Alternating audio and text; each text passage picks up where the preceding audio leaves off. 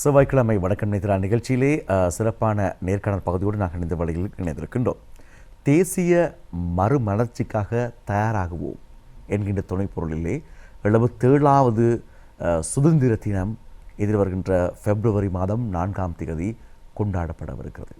நாங்கள் ஆங்கிலேயர்களிடமிருந்து நம்முடைய நாட்டையும் எங்களுடைய உரிமைகளையும் மீட்டெடுத்து சுதந்திர காற்றை சுவாசிப்பதற்கு அனுமதி கிடைத்து 77 வருடங்கள் பூர்த்தியாகிய அந்த தினத்தை நாங்கள் கொண்டாட ஆயத்தமாகி கொண்டிருக்கிறோம். ஆகவே இந்த சுதந்திர தினத்தில் நாங்கள் பொதுவாக இந்த தேசப்பற்று விடயங்களில் நம்முடைய சுதந்திரத்துக்காக போராடியவர்கள், அதுக்காக பாடுபட்டவர்கள் இது தொடர்பாக பேசுகின்ற அதே தருணத்தில் வழமை போல அல்லாமல் இம்முறை கொண்டாடப்படவிருக்கின்ற சுதந்திரம் தினம் தொடர்பாக சர்வதேச ஊடகங்களும் விழிப்பாக இருக்கின்றது. ஆகவே அது தொடர்பாக நாங்கள் பேசுவதற்கு ஆயத்தமாக இருக்கின்றோம். இந்த வழியில் நம்மோடு இணைந்து கொள்கின்றார் நல்லாட்சி காலத்திலே ஜனாதிபதி ஊடகப் பிரிவினுடைய பணிப்பாளராகவும் தமிழ் பிரிவினுடைய பொறுப்பாளராகவும் செயற்பட்டு இப்பொழுது சமூக சேவைகள் பலவற்றிலும் அரசினுடைய பொது சேவைகள் பலவற்றிலும் தொடர்ந்து இணைந்து செயற்பட காத்திருக்கின்ற சிரேஷ்ட ஊடகவியலாளர் திருவாளர் ரவி ரத்னவேல் அவர்கள் இந்த வழியில் நம்மோடு இணைந்திருக்கின்றனர். அவரை கலையத்துக்கு மிகவும் அன்போடு வரவேற்கின்றோம். வணக்கம். வணக்கம். ஆரம்பத்திலே ஒரு கேள்வி கொஞ்சம் வித்தியாசமாக இருக்கும். நல்லாட்சி காலத்திலே நீங்கள் ஜனாதிபதியினுடைய ஊடக பணிப்பாளராக இருந்தீர்கள், ஊடக பிரிவினுடைய தமிழ் பிரிவினுடைய பொறுப்பாளராக இருந்தீர்கள். ஆகவே அந்த அரசாங்க 2015ஆம் ஆண்டு தொடக்கம் 2019ஆம் ஆண்டு வரையானது காலப்பகுதியிலே அந்த அரசு தொடர்பாக நிறைய அனுபவங்களை பக்கத்திலிருந்து பெற்றுக்கொண்டவர் ரீதியிலும் இப்பொழுது ஆட்சிக்கு வந்திருக்கின்ற ஜனாதிபதி அனுர்குமார் திசாநாயக்க அவர்களுடைய ஆட்சிக்கும் இருக்கின்ற வேறுபாடையும் மக்களுடைய அனுபவத்தை நீங்கள் எவ்வாறு பார்க்கின்றீர்கள் சிரேஷ்ட ஊடகவியலாளர் என்ற ரீதியில்? உண்மையிலே ஒரு அருமையான கேள்வி.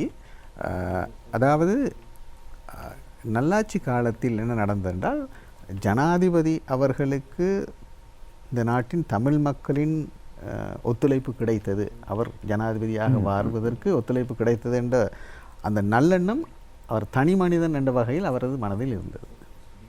அவருக்காக பாடுபட்டவர், அவர் ஆட்சி பீடம் வருவதற்காக பாடுபட்டவர்கள் மனதிலும் அது இருந்தது.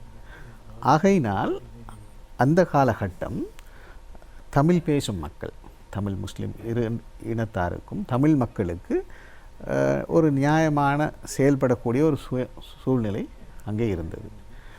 அப்பொழுதும் கூட நான் அந்த ஜனாதிபதி ஊடகப் பிரிவில் இணைந்து கொள்ளும் பொழுது ஒரு தமிழ் பிரிவு ஒன்று இருக்கவில்லை. அந்த தமிழ் பிரிவை உருவாக்க வேண்டும் அவருக்கு நான் ஆலோசனை கூறினேன். அதற்கு தேவையான வளங்களை, மனித வளங்கள் தேவையாக இருந்தது. அவற்றை பெற்று என்னென்ன விடயங்கள் சிங்கள மொழி மூலம் வெளிவருகின்றதோ ஜனாதிபதி தொடர்பாக அனைத்து விடயங்களையும் தமிழ் மொழி மூலமாகவும் உடனுக்குடன் கொண்டு வருவதற்கான வாய்ப்பு அதனால் ஏற்பட்டது. தமிழ் ஊடகவியலாளர்களுடன் தமிழ் மக்களுடனும் நான் குறிப்பாக வடக்கு கிழக்கு தொடர்பாக தான் செயற்பட்டேன். பல விடயங்களை அங்கே எம்மால் செய்யக்கூடியதாக இருந்தது. அதாவது ஒரு பஸ் வண்டியில் பிழையாக குறிக்கப்பட்டிருக்கின்ற, தமிழில் பிழையாக குறிக்கப்பட்டிருக்கின்ற போர்ட் பலகையை திருத்துவதிலிருந்து வெள்ளத்தால் பாதிக்கப்பட்ட பாடசாலை கட்டடங்களை கட்டி கொடுப்பது வரை கோடிக்கணக்கான ரூபாய் செலவிலான விடயங்கள் வரை என்னால் செய்து கொடுக்க முடிந்தது. அந்த ஜனாதிபதி என்ற நபருடன் நெருங்கி செயற்பட்டதன் காரணமாகவும் அந்த ஒரு தமிழ் மக்களுக்கு நல்லதை செய்ய வேண்டும் என்ற எண்ணம் அவருக்கு இருந்தது. நேர்மையாக செயல்பட்டால் அம்முறையான நல்ல விடயங்களை செய்யக்கூடியதாக இருந்தது. அதே நேரத்தில் ஊடகத்துறையிலும் நாங்கள் நிறைய விடயங்களை மக்களுக்கு தெளிவுபடுத்தக்கூடியதாக இருந்தது. தமிழ் மக்களுக்கும் ஜனாதிபதிக்கும் இடையில் நெருங்கிய தொடர்பை ஏற்படுத்துவதற்கு அது ஒரு வாய்ப்பாகவும் அமைந்தது. கடந்த ஜனாதிபதி தேர்தலிலே போட்டியிட்ட அனுர்குமார திசாநாயக்க ஜனாதிபதி அவர்களுக்கு வடக்கிலும் கிழக்கிலும் மலையகத்திலும் பெரிய அளவிலான தமிழ் மக்களுடைய ஆதரவு கிடைக்கவில்லை. ஆனால் பொது தேர்தலின் பொழுது, பாராளுமன்ற தேர்தலின் பொழுது வடக்கிலும் கிழக்கிலும் மலையகத்திலும் பெரிய அளவிலான மிகப்பெரிய ஆதரவினை தமிழ் மக்கள் வழங்கியிருந்தார்கள். அதேபோல் இஸ்லாமிய மக்களும் வழங்கியிருந்தார்கள். ஆகவே இந்த இந்த இந்த மாற்றத்துக்கு பின்னதாக தமிழ் மக்கள் மீதான அல்லது இஸ்லாமிய மக்கள் மீதான அரசினுடைய பார்வை எவ்வாறு இருக்கிறது? நீங்கள் கூறியது உண்மைதான். உண்மையிலே தேர்தலின் பெறுபேறுகள் தேர்தலுக்கு முன்பான செயல்பாடுகள் என்ற விடயத்தையும் நாங்கள் பார்க்க வேண்டும். நாம் போன்றவர்களின் வயதுகளை எடுத்துக்கொண்டால் நாம் கண்ட வரலாறு உண்மையிலேயே தமது அதிகாரத்துக்காக இனத்வேஷத்தை கக்கிய இனத்வேஷத்தை எவ்வேளையிலும் பயன்படுத்திய ஒரு நிலைதான் காணக்கூடியதாக இருந்தது. 1956 எடுத்துக்கொண்டால் 56 தனி சிங்கள சட்டம் வருகின்ற பொழுது அதுவரை தமிழ் முஸ்லிம் மக்கள் இந்த எல்லா துறைகளிலும் மிக நேர்மையாகவும் நேர்த்தியாகவும் தமது மொழி மூலம் செயற்பட்டு கொண்டிருந்தார்கள். ஆனால் மிக குறுகிய நோக்குடன், அதாவது அவர்களது அரசியல் எதிர்நோக்குடன், சமூகம் பற்றி அது குறுகிய நோக்கு. அதனால தான் பாரிய பிளவுகள் ஏற்பட்டது. அவர்களது அரசியல் தொடர்பாக அது அவர்களுக்கு ஒரு நல்ல நோக்காக இருந்தது. ஆனால் அது கடைசியில் முழு நாட்டையும் பாரிய யுத்தத்தில் கொண்டு சென்று தள்ளியது, படுவாளத்தில் தள்ளியது. அதை நாங்கள் உணர்ந்து கொள்வோம். அவ்வாறான நிலைமைகளுக்கு பதிலாக தேர்தல் காலத்தின் முன்பாகவே தேசிய மக்கள் சக்தியும் அதன் தலைவர்களும், குறிப்பாக அனுரகுமார திசாநாயக்க ஜனாதிபதி அவர்களும், அவர் ஜனாதிபதி ஆவதற்கு முன்பாகவே எந்த ஒரு மேடையிலும் எந்த ஒரு சூழ்நிலையிலும் இனவாதத்தை பேசவே இல்லை. அதே நேரத்தில் அவரது பாராளுமன்ற முதல் உரையில், கன்னி உரையில் அவர் கூறினார், எந்த விலை கொடுத்தும் நாம் இனவாதத்துக்கு எதிராக செயல்படுவோம், இனவாதத்தை மீண்டும் இந்த நாட்டில் தலை தூக்க விட மாட்டோம் என்று. அதுதான் உண்மையிலேயே இலங்கையை போன்ற சிங்கள, தமிழ், முஸ்லீம், அதே நேரத்தில் பல மதங்களை சேர்ந்த மக்கள் வாழ்கின்ற ஒரு நாட்டுக்கு ஒரு தேசிய தலைவர் கொடுக்க வேண்டிய நற்செய்தி அது. அவர் நடக்க வேண்டிய நட்பாதையும் அதுதான். அதை மீறி நடந்ததன் விளைவாகத்தான் நமது நாடு சின்னாபின்னமாகி இன்று பொருளாதார ரீதியிலும் பாதாளத்தில் விழக்கூடிய நிலைமை ஏற்பட்டது. மனிதர்கள், சிங்களவர்களும் அதனால் நிம்மதி இழந்தார்கள், தமிழர்களும் நிம்மதி இழந்தார்கள், முஸ்லீம் இனத்தவர்களும் நிம்மதி இழந்தார்கள். என்னென்ன ஒரு நொடிக்குள் அவர்களது இயல்பு வாழ்க்கை சின்னாபின்னமாக்கப்பட்டது. இந்த யுத்தம் காரணமாகவும் இனவாதம் காரணமாகவும்.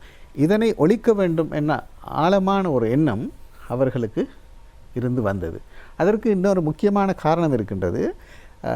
இந்த நாடு சென்று கொண்டிருக்கின்ற விதம் சரியான பாதை செல்லவில்லை என்பதை உணர்ந்த அவர்கள் தமிழர்களுக்கு முதலில் அவர்கள் தான் ஆயுத போராட்டத்தில் இறங்கினார்கள். அந்த ஆட்சி பீடத்தை எவ்வாறாவது மாற்ற வேண்டும் என்பது அவர்களது நோக்கமாக இருந்தது. ஆனால் காலப்போக்கில் அவர்கள் புரிந்து கொண்டார்கள், ஆயுதபாணியில் இந்த ஆட்சியை கைப்பற்ற முடியாது, மக்களின் மனங்களை வெல்வதன் மூலம்தான் இந்த ஆட்சியை கைப்பற்ற முடியும் என்பதை அதை அவர்கள் செயல்படுத்தி காட்டினார்கள். அதனால் அந்த ஆயுத போராட்டத்தில் இறங்கியதன் காரணமாக ஏற்படக்கூடிய வடுக்களும் அதன் வழிகளையும் அவர்களாகவே உணர்ந்திருந்தார்கள். இந்த அரசியலில் முதல் தடவையாக அவ்வாறான ஒரு பிரிவினர் இலங்கை அரசியலில் ஆட்சிப்பிடம் ஏறி இருக்கின்றார்கள். அதனால் அதனால்தான் இம்முறை மாவீரர் தினமென்று வடகிழக்கில் கொண்டாடப்படுகின்ற அல்லது அனுஷ்டிக்கப்படுகின்ற, கொண்டாடுவதை விட அனுஷ்டிக்கப்படுகின்ற, உயிரிழந்தவர்களை அனுஷ்டிக்கப்படுகின்றவர்களை நினைவு கூறுவதற்கு வாய்ப்பளிக்க வேண்டும் என்பதை இவர்கள் கொள்கை ரீதியாகவே வெளிப்படுத்தினார்கள். அது மிகப்பெரிய ஒரு பூதாகரமாக பேசப்பட்ட ஒரு விடயத்தை தன்னுடைய குடும்ப உறுப்பினர்களுடைய நினைவு கூறுவதற்கான வாய்ப்பு உண்மையில் இந்த அரசாங்கத்தில் வழங்கப்பட்டது. ஏனென்றால் இவர்கள் என்பிபி அரசாங்கத்தின் அடித்தளம் மக்கள் விடுதலை முன்னணி ஜேவிபி. அவர்களின் என்ன கொள்கைக்காக போராடி உயிரிழந்தவர்களை அவர்கள் அனுஷ்டிக்கின்றார்கள், நினைவு கூறுகின்றார்கள். அது இனத்தால் மாறுபட்டதற்காக தமிழர்களுக்கு அந்த உரிமை இல்லாதொழிக்கக்கூடாது, அவர்களுக்கும் அந்த உரிமை கொடுக்க வேண்டும். தனது ஏதோ ஒரு நோக்கத்துக்காக அவர்கள் நாங்கள் தமிழ் இனம் என்ற நோக்கத்தை அவர்களுக்கு மொழிந்து அதனால் அவர்கள் போராடினார்கள்.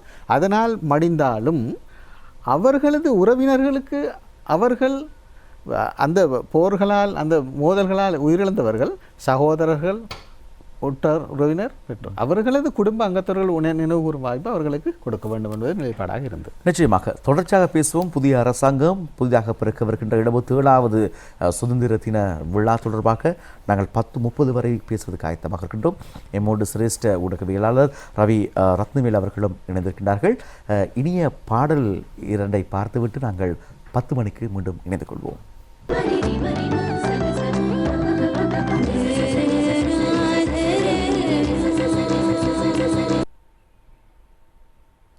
மீண்டும் இணைந்திருக்கின்றோம். செவ்வாய்க்கிழமை வணக்கம் நித்திரான நிகழ்ச்சியினூடாக 77வது சுதந்திர தினத்தை நாங்கள் எதிர்வருகின்ற பிப்ரவரி மாதம் 4ஆம் தேதி நாங்கள் கொண்டாட ஆயத்தமாகிக் கொண்டிருக்கின்ற தருணத்திலே இது தொடர்பாகவும் அதேபோல் அரசாங்கத்தினுடைய இந்த புதிய மாற்றங்கள் புதிய செயற்பாடுகள் தொடர்பாகவும் நாங்கள் பேசிய வண்ணமாக இருக்கின்றோம். நம்மோடு இணைந்திருக்கின்றார் சிரேஷ்ட ஊடகவியலாளர் ரவி ரத்னவேல் அவர்கள். தொடர்ச்சியாக நாங்கள் பேசலாம். குறிப்பாக நாங்கள் ஏற்கனவே பேசிய விடயம்தான், அதாவது ஜனாதிபதி தேர்தலிலே தமிழ் மக்களுடைய ஆதரவு பெரும்பாலும் ஜனாதிபதி அன்ருகுமார் திசாநாயக்க அவர்களுக்கு கிடைக்காத போதிலும் பொது தேர்தல் பாராளுமன்ற தேர்தலில் அதிக அளவிலான வாக்குகளை மக்கள் வழங்கியிருந்தார்கள். விசேடமாக வடக்கிலே தேசிய மக்கள் சக்தியில் போட்டியிட்டவர்களுக்கு அதிக அளவிலே மக்கள் வழங்கியிருந்தார்கள் ஆதரவினை. அதே போல் கிழக்கிலும் மலையகத்திலுமே ஒரே ஒரு தேர்தல் தொகுதியில் மாத்திரமே இலங்கையில் தேசிய மக்கள் சக்தி வெற்றி பெறாமல் போனது நாட்டின் அனைத்து பகுதிகளிலுமே ஒரே நிறத்தை கொண்டதாக அமைந்திருந்தது. அப்படியாக இருக்கின்ற இந்த தமிழ் இஸ்லாமிய மக்களுடைய ஆதரவை பெற்ற இந்த அரசாங்கத்தினுடைய அடுத்த செயற்பாடுகள் தொடர்பாக பேசுவோம். அதற்கு முன்பாக அதை பேச வேண்டும். அதாவது நாங்கள் அந்த முதலில் கதைத்து கொண்டு வந்த விடயம், இவர்கள் தேர்தலுக்கு முன்பாகவும் பின்பாகவும் இனவாதம் இனத்வேஷம் என்பதை எந்த விதத்திலும் தொட்டுக்கொள்ளவில்லை, அதனை அவர்களுடன் இணைத்து கொள்ளவில்லை. அதே நேரத்தில் ஜனாதிபதி அவர்கள் முதலில் கூறியது போன்று இனவாதத்தை தலதூக்க விடமாட்டோம் என்பதில் உறுதியாக இருக்கின்றார். அரசாங்கத்தில் முதல் முறையாக புதிய அமைச்சர்கள் பல பேர் இன ரீதியிலும் மத ரீதியிலும் அங்கே இருக்கின்றார்கள், நியமிக்கப்பட்டிருக்கிறார். அதே நேரத்தில் அவர்கள் மிக சுதந்திரமாக இயங்குவதையும் காணக்கூடியதாக இருக்கின்றது நாங்கள் கடந்த காலங்களுடன் ஒப்பிட்டு பார்க்கின்ற பொழுது. நீங்கள் கூறியதை போன்று ஜனாதிபதி தேர்தலில் அவருக்கு கிடைக்காத அனுரகுமார திசாநாயக்க அவர்களுக்கு கிடைக்காத வாக்கு ஒரு 1000-3000 வாக்குகள் கிடைத்த இடங்களில் லட்சக்கணக்கான வாக்குகள் கிடைக்கின்ற நிலைமை ஏற்பட்டதுக்கு காரணம், தமிழில் நாங்கள் கூறுவோம் அல்லவா, ஒரு பானை சோற்றுக்கு ஒரு பதம் என்று. இவர்கள் இந்த ஜனாதிபதி தேர்தலிலிருந்து பொது தேர்தல் வரகாலிய குறுகிய காலத்தில் இலங்கை மக்கள், குறிப்பாக தமிழ் முஸ்லிம் மக்கள் புரிந்து கொண்டார்கள் இவர் எவ்வாறு செயல்படுகின்றார், இவர் எவ்வாறு இந்த நாட்டுக்கு தலைமைத்துவத்தை கொடுக்கப் போகின்றார், எந்த அளவுக்கு இவர் நேர்மையாக செயல்படுகின்றார் என்பதை இவர்கள் புரிந்து கொண்டதன் விளைவாக, அப்படி என்றால் இவர்களது குழுவும் இவர்களுக்கு பெரும்பான்மை கிடைக்கின்ற பொழுது, இவர்களுக்கு ஆட்சி பலம் கிடைக்கின்ற பொழுது மிக நேர்மையாக நேர்த்தியாக செயல்படுவார்கள் என்பதை உணர்ந்து கொண்டார்கள். இதுவரை எடுத்துக்கொண்டால், நாங்கள் கடந்திருக்கின்ற 2-3 மாத காலத்தை எடுத்துக்கொண்டால் உண்மையிலேயே அந்த மக்களின் எதிர்பார்ப்புகளை நிறைவேற்றும் வகையில் தான் செயல்பட்டு கொண்டு வருகின்றார்கள். கடந்த காலங்களில் ஆட்சி பீடம் ஏறியதுடன் அவர்கள் நடந்து கொண்ட விதமும் மற்றவர்கள் இப்பொழுது இவர்கள் நடந்து கொண்டிருக்கின்ற விதம் மக்கள் கண்கூடாக காணக்கூடியதாக இருக்கின்றது. அதே நேரத்தில் நீங்கள் அதன் பிறகு கேட்ட கேள்விக்கு நாங்கள் வருவதாக இருந்தால், தொடர்ச்சியாக இனம் மத ரீதியாக மக்களை பிரிக்காது பிளவுபடுத்தாது அனைத்து இலங்கையரையும் இந்த நாட்டு மக்களாக வாழவிட வேண்டும், வாழ வைக்க வேண்டும் என்பதுதான் அரசாங்கத்தின் கொள்கையாக இருக்கின்றது, நோக்கமாக இருக்கின்றது. அதாவது நாங்கள் ஒரு இனமாகவோ மதமாகவோ எடுத்துக்கொண்டு அவர்களை முன்மொழிந்து செயல்பட்டால் இயல்பாகவே மற்றவர்கள் பாதிக்கப்படுவார்கள். இலங்கை நாட்டில் எல்லோருக்கும் இருக்கின்ற பிரச்சனை என்ன? பொருளாதார பிரச்சனை இருக்கின்றது. அவர்களுக்கு நிம்மதியாக வாழ முடியாத நிலைமை ஏற்பட்டிருக்கின்றது. அதே நேரத்தில் இதுவரை காலமும் இருந்த இனவாதத்தினால் ஏற்படுத்தப்பட்ட வடுக்களை குணப்படுத்த வேண்டிய தேவை இருக்கின்றது. அதாவது நாங்கள் தமிழ் மக்கள் என்ற வகையில் எடுத்துக்கொண்டால் யுத்தம் முடிந்து ஒரு தசாப்தத்துக்கு மேலான காலம் முடிந்துவிட்டது. யுத்தத்தில் நேரடியாக பங்கு பற்றியவர்கள், ஆயுதமேந்தி போராடியவர்கள் அமைச்சர்களாக முதலமைச்சர்களாக செயற்பட்டக்கூடிய நிலைமையும் வந்துவிட்டது. ஆனால் அவர்களின் வழிகாட்டலில் அல்லது அவர்களின் தூண்டுதலில் காரணமாக ஏதோ ஒரு சிறிய செயல்களில் ஈடுபட்டவர்கள் இன்னும் சாட்சியின்றியோ அவர்களுக்கு குற்றம் நிரூபிக்கப்படாமையோ இன்னும் அவர்கள் வாடிக்கொண்டிருக்கின்றார்கள். அவர்களது சொந்தங்கள் அழுத கண்ணீருடன் இருக்கின்றது. இவற்றுக்கு நாங்கள் விடைபெற்று கொடுக்க வேண்டும். ஏனென்றால் சுதந்திரம் என்பது, நாட்டின் சுதந்திரம் என்பது நாங்கள் ஒரு பொருளாக எடுத்து பார்க்க முடியாது. அது ஒரு உணர்வு. நீங்களும் நானும் சிங்கள முஸ்லீம் சகோதரர்களும் அதை உணர வேண்டும். ஒரு காலத்தில் தமிழ் மக்கள் இந்த சுதந்திர தினத்தை கொண்டாடாமல் இருப்பதற்கோ அல்லது சுதந்திர தினத்தை பெரிதாக உணராதிருப்பதற்கோ காரணம் அவர்களுக்கு இந்த தேசிய கீதம் சிங்கள மொழியில் பாடப்படுகின்றது தான் காரணம் என்றெல்லாம் கூறப்பட்டது. அதற்கு ஒரு விடையாக நான் ஜனாதிபதி செயலகத்தில் பணிப்பாளராக செயல்பட்ட காலம் 2015 ஆண்டில் தமிழ் மொழியில் தேசிய கீதத்தை இயற்றி அவர் பங்கு பெற்றுகின்ற தேசிய வைபவங்கள், வடக்கு கிழக்கு மலையகங்கள் தேசிய வைபவங்களில் அதை நாங்கள் ஒளிபரப்பு செய்தோம். ஆமாம், 1948 சுதந்திரம் கிடைத்த அந்த தருணத்திலும் இரு மொழிகளிலும் பாடப்பட்டது. அந்த யாப்பே இருக்கிறது, இரு மொழிகளிலும் பாடப்பட வேண்டும் என்பது இருக்கிறது, பாடப்பட்டதாக சொல்லப்பட்டிருக்கிறது. இருந்தாலும் இடைப்பட்ட காலத்தில் ஆட்சியாளர்கள் அதை மறைத்து விட்டார்கள். 2015 தான் இரு மொழிகளிலும் பாடப்பட்டது. அதனை பின்தொடர்ந்து ஏனைய வருடங்களிலும் பாடப்படுகிறது, இம்முறையும் பாடப்படுவதாக சொல்லப்படுகிறது. உண்மையிலே ஒரு சிறப்பான ஒரு விடயம். இன்னொரு முக்கியமான ஒரு விடயம் இருக்கிறது. நானும் அந்த சுதந்திர தினத்தில் அறிவிப்பாளராக பயணிப்பதன் காரணமாக நாங்களும் அந்த வாகனங்கள் பேரணி செல்கின்ற பொழுது, யுத்த காலத்தில் பயன்படுத்தப்பட்ட வாகன ஆயுத பேரணி இடம்பெறுகின்ற பொழுது, இது 2009 யுத்தத்தின் பொழுது இஸ்ரேலிலிருந்து கொண்டு வரப்பட்ட வாகனம், ரஷ்யாவிலிருந்து கொண்டு வரப்பட்ட வாகனம் என்பதை நாங்கள் சொல்லுவோம். ஆனால் அப்பொழுது எனக்கும் ஒரு கேள்வி இருக்கும். 2009 முடிவுற்ற உள்நாட்டு யுத்தத்துக்கும் 70 வருடங்களுக்கு முன்பதாக 1948 கிடைக்கப்பெற்ற சுதந்திரத்துக்கும் என்ன தொடர்பு இருக்கின்ற என்ற ஒரு கேள்வி எனக்குள்ளே இருந்தது. ஆனால் இப்பொழுது மிக சிறப்பான ஒரு முடிவை எடுத்திருக்கின்றார்கள் ஏற்பாட்டு குழுவினர். விசேடமாக இந்த அரசாங்கம் மக்களுடைய மனதை புண்படுத்துகின்ற விடயத்தில், விசேடமாக தமிழ் மக்களுடைய இதயத்தை புண்படுத்தக்கூடிய வகையில் இந்த 2009 யுத்த விடயங்களை தவிர்த்து அனைவருமாக, நீங்கள் சொன்னது போல ஒட்டுமொத்த இளைஞர்களாக பௌத்த, இஸ்லாம், கிறிஸ்தவ, இந்து மக்கள் இதை கொண்டாட வேண்டும் என்பதில் மிக கவனமாக அவர்கள் இருக்கின்றார்கள். இதை பற்றி ஒரு சிரேஷ்ட ஊடகவியலாளராக உங்களுடைய கருத்தை வரவேற்கிறது. உண்மையிலேயே அதுதான் இந்த நாட்டுக்கு தேவையான கொள்கை. அதாவது நான் ஏற்கனவே கூறியது போன்று ஆட்சி பீடம் ஏறுபவர்கள் அவர்களது ஆட்சியை தக்க வைத்துக் கொள்வதற்காக உருவாக்கியது தான் இந்த யுத்தம். உங்களுக்கும் தெரியும், வட்டுக்கோட்டை சம்மேளனம். அதன் போது அந்த மேடையில் இருந்த ஒரு தமிழ் மூர்த்த அரசியல்வாதி யுத்தம் முடிவடைந்த பின் நான் சந்தித்து கேட்டேன், ஐயா, இப்பொழுது நீங்கள் அந்த மேடையில் இருந்தீர்கள், தனிநாடு என்ற கோரிக்கையை முன்வைத்த மேடையில் நீங்கள் இருந்தீர்கள், இப்பொழுது நீங்கள் அதை எவ்வாறு உணர்கிறீர்கள்? தம்பி, இப்போ தான் எனக்கு தெரியுது எவ்வளவு பெரிய மடத்தனத்தை நாங்கள் செஞ்சு போட்டோம் என்று. அதான் அவர் கூறிய பதில். அவரது மகன் இப்பொழுது கனடாவில் பாராளுமன்ற உறுப்பினராக இருக்கிறார். ஆனால் அந்த கோரிக்கைக்காக ஆயுதமேந்தி போராடியவர்கள் மண்ணுக்குள்ளே இருக்கிறார்கள், தாய் மண்ணுக்குள்ளே இருக்கின்றார்கள். இதுதான் நிலைமை, இதுதான் யதார்த்தம். அப்படி என்றால் அந்த அழிவை ஏற்படுத்துவதற்கு காரணமாக இருந்தது தமிழ் மக்கள் விரும்பி வேண்டுமென்று போராட முன்வரவில்லை. மொழியினால் மறுக்கப்பட்டு, வாய்ப்புகளால் மறுக்கப்பட்டு, பொருளாதார ரீதியில் மறுக்கப்பட்டு, இன ரீதியாக கொலை செய்யப்பட்டு தும்பிக்கப்பட்டதன் காரணமாக தும்பியல் செயல்களை தாங்க முடியாதன் விளைவாகத்தான் அந்த நிலைக்கு தள்ளப்பட்டார்கள். அதனால் அது ஒரே நாட்டுக்குள் இரு இனங்களுக்கு இடையிலான ஒரு மோதலாக மாறியது. அதை தேசிய ஒற்றுமையுடன் எவ்வாறும் இணைத்து பொருள் கூற முடியாது. அவர்கள் கூறியதற்கு காரணம், அவ்வாறு கடந்த காலங்களில் கூறியதற்கு காரணம், யுத்தம் முடிந்து விட்டது, அந்த முடிந்தது எப்படி என்பதையும் வைத்து இன்னும் கொஞ்ச நாள் அரசியலை முன்னெடுக்கலாம் என்பதை ஒழிய, இந்த நாட்டு மக்களை ஏதோ ஒரு காரணத்துக்காக யுத்தம் ஏற்பட்டது, அந்த யுத்தம் முடிவுக்கு வந்தது. அது இந்த உலகத்தில் மிகவும் கொடுமையான ஒரு முடிவை இந்த நாட்டு மக்களுக்கு ஏற்படுத்தியது.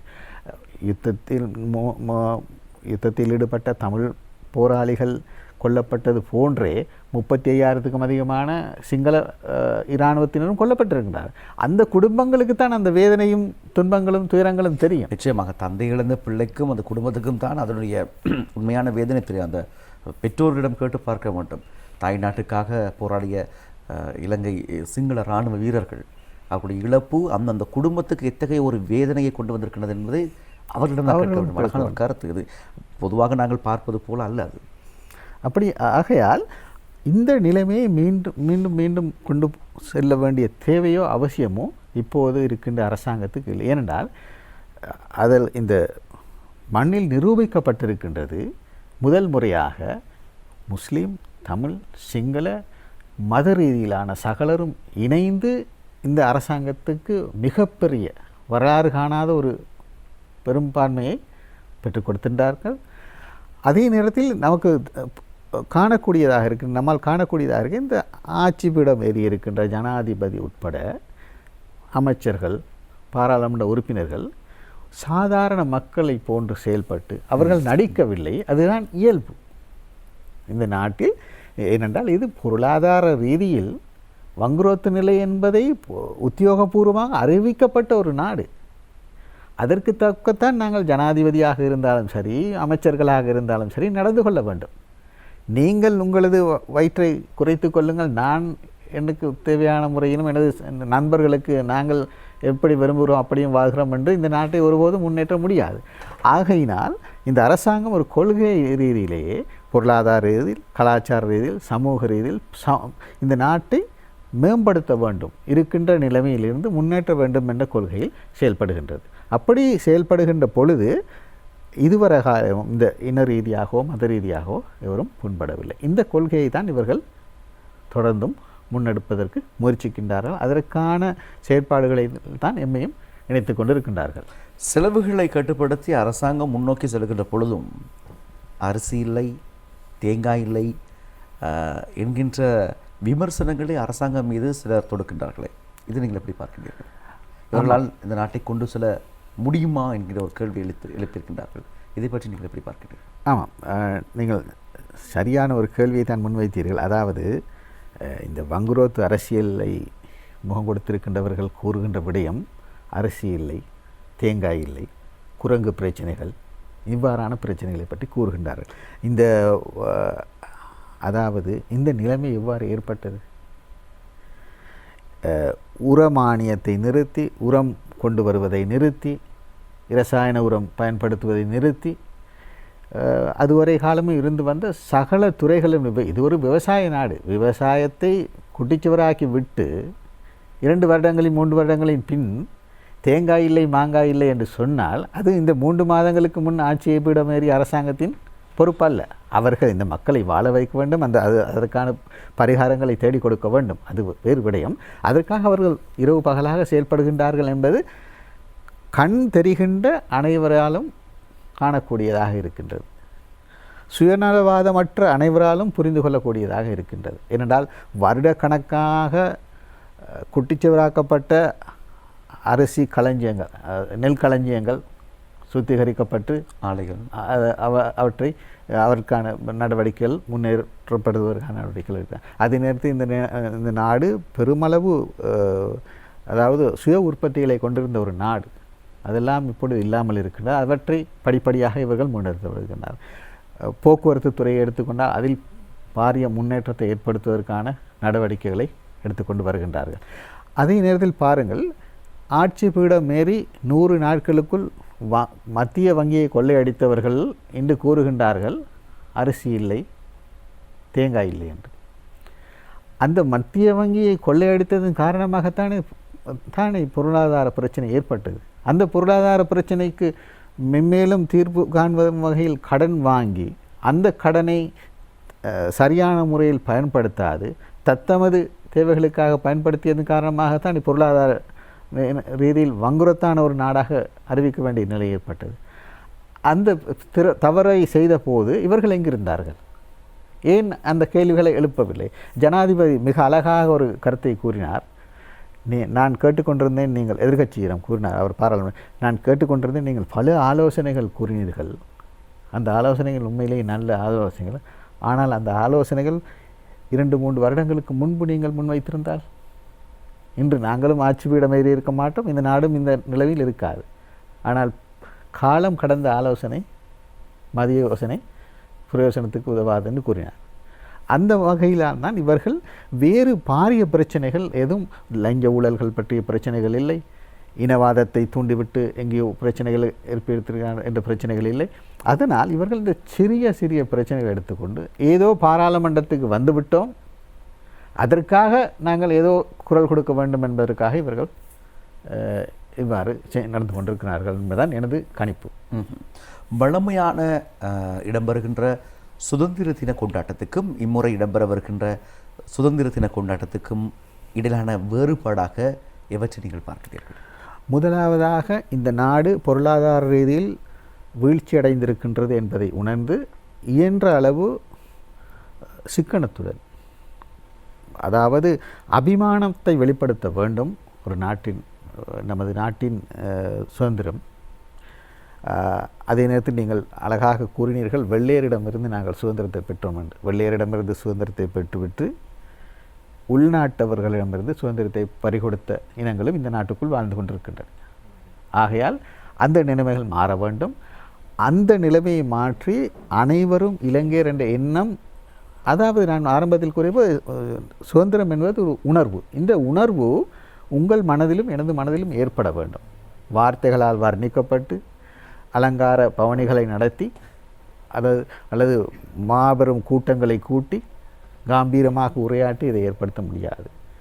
யதார்த்தமாக மக்களுக்கு வாழும் வாய்ப்பை பெற்றுக் கொடுக்கின்ற பொழுதுதான் அவர்கள் மனங்களில் இந்த உணர்வு ஏற்படும்.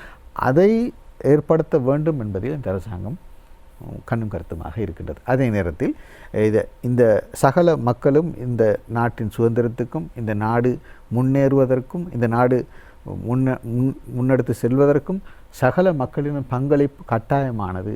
இந்த பங்களிப்பில் இவர் பெரிய பங்களிப்பை செய்கிறார், இவர் சிறிய பங்களிப்பை செய்கிறார் என்று அல்லாமல் அனைவரிடமும் பங்களிப்பு தேவை, அனைவரதும் ஒற்றுமை தேவை.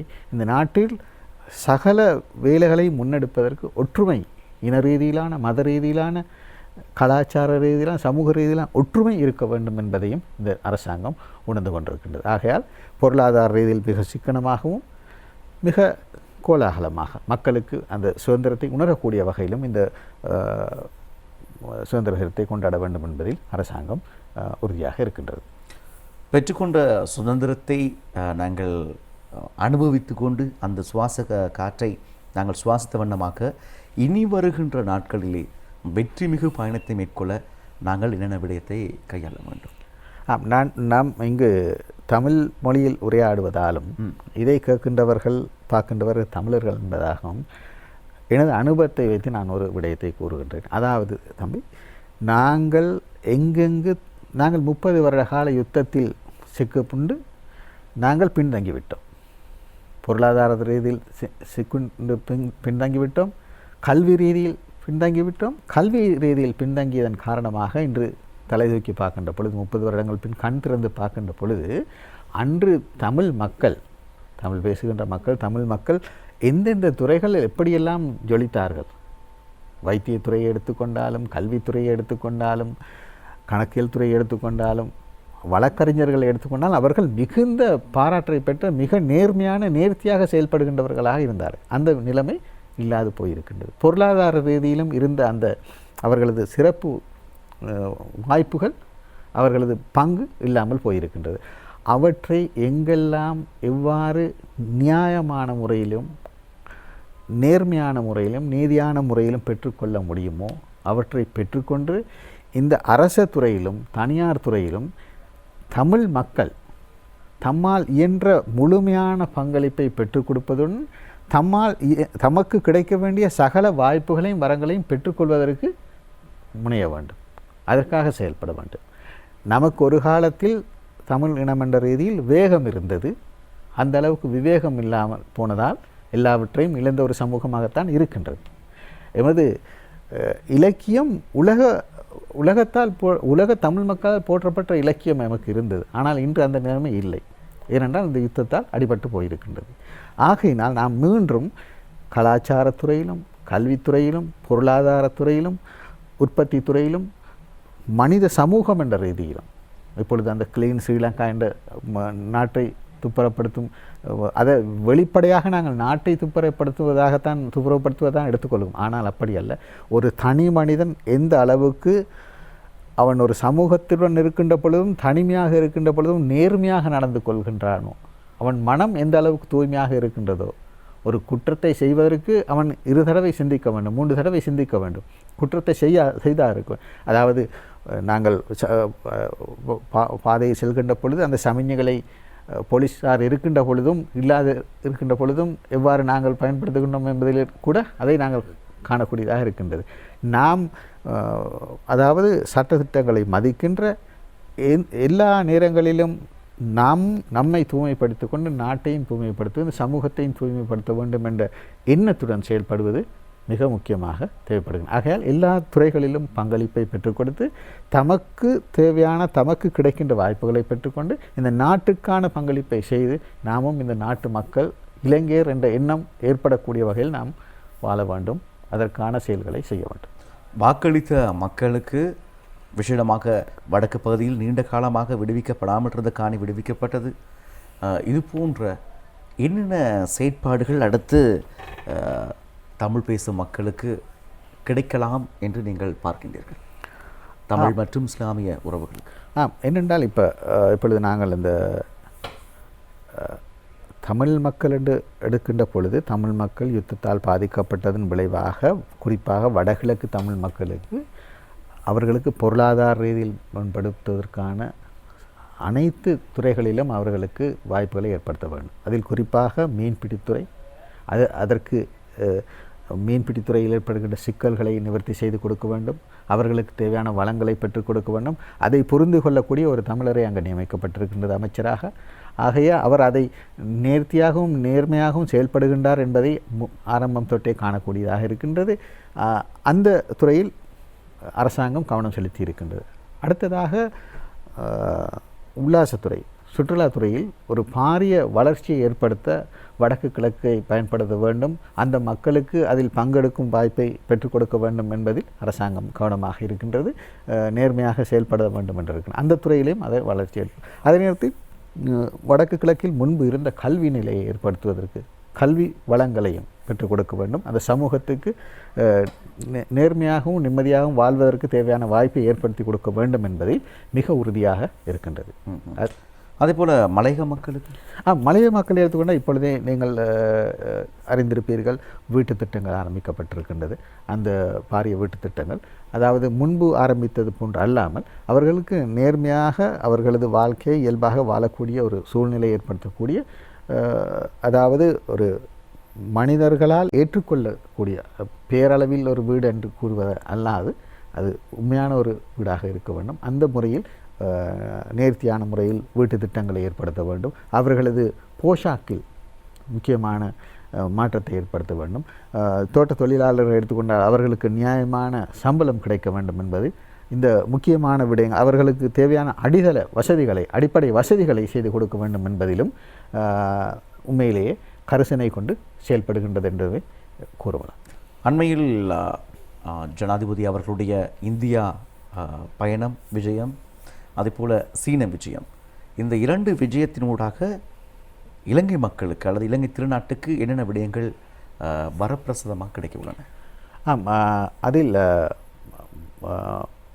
3.7 அல்லது 3.5 என்று நினைக்கிற பில்லியன் பெறுமதியான முதலீடு கிடைத்திருக்கின்றது.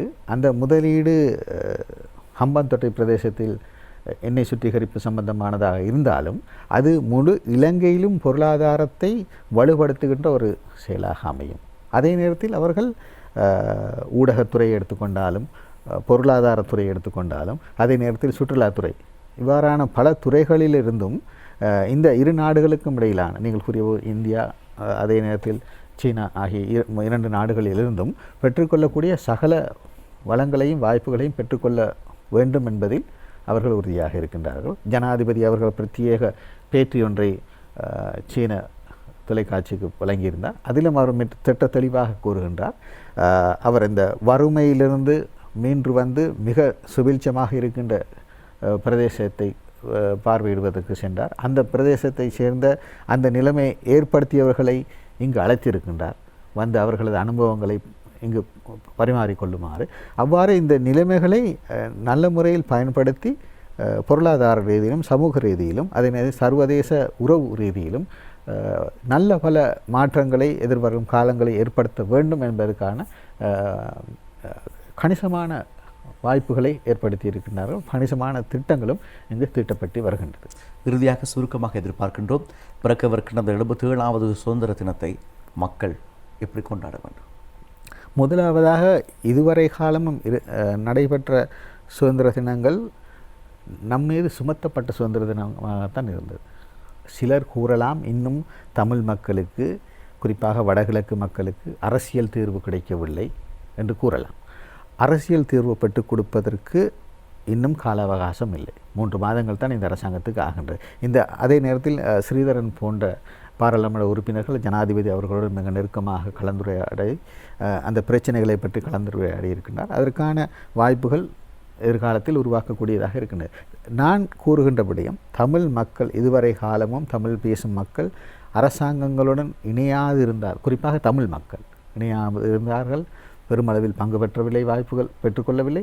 அதை மறந்து இப்பொழுது இந்த உதயமாக இருக்கின்ற புதிய சூழ்நிலையில் சமமாக தமக்கும் வாய்ப்பு கிடைத்திருக்கின்ற நேரத்தில் அதை பயன்படுத்த வேண்டும். அதை பயன்படுத்துவது மூலம் மனதில் ஏற்படுகின்ற இது நமது நாடு, நாம் பிறந்து நாம் வாழ்கின்ற, நாம் மடிந்து போக இருக்கின்ற நாடு, இந்த நாட்டுக்காக நாம் எதையாவது நல்லதை செய்ய வேண்டும் எண்ணத்துடன் நாம் வாழ்ந்தால் உண்மையிலேயே இந்த சுதந்திர தினம் மட்டுமல்ல, எதிர்வரும் காலமும் இந்த தமிழ் பேசும் மக்களுக்கும் தமிழ் மக்களுக்கும் இந்த இலங்கை மக்களுக்கும் சுபிட்சமான ஒரு காலமாக அமையும் என்பதில் சந்தேகமில்லை.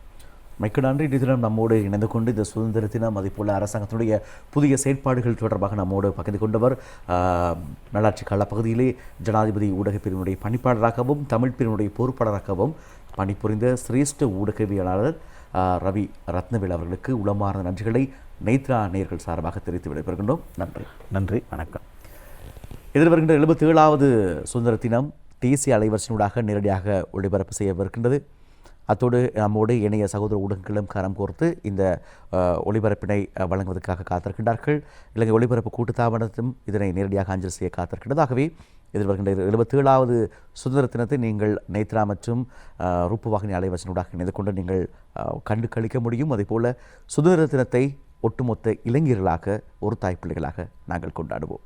இன்றைய நம்மோடு இருந்து கொண்ட உறவுகள் உங்கள் அனைவருக்கும் உளமார்ந்த நன்றிகள். இன்றைய நிகழ்ச்சியினுடைய தயாரிப்பாளர் கோணேஸ்வரன் அவர்களுக்கும் இன்றைய நிகழ்ச்சிக்கான செட், மேக்கப், கேமரா மற்றும் டெக்னிக்கல் உதவிகள் புரிந்த அனைத்து உத்தியோகஸ்தர்களுக்கும் நன்றிகளை கூறி உங்களை விடைபெற்று செல்லும் நான் மைக்கேல் மரி ஜெயமன். நன்றி, வணக்கம்.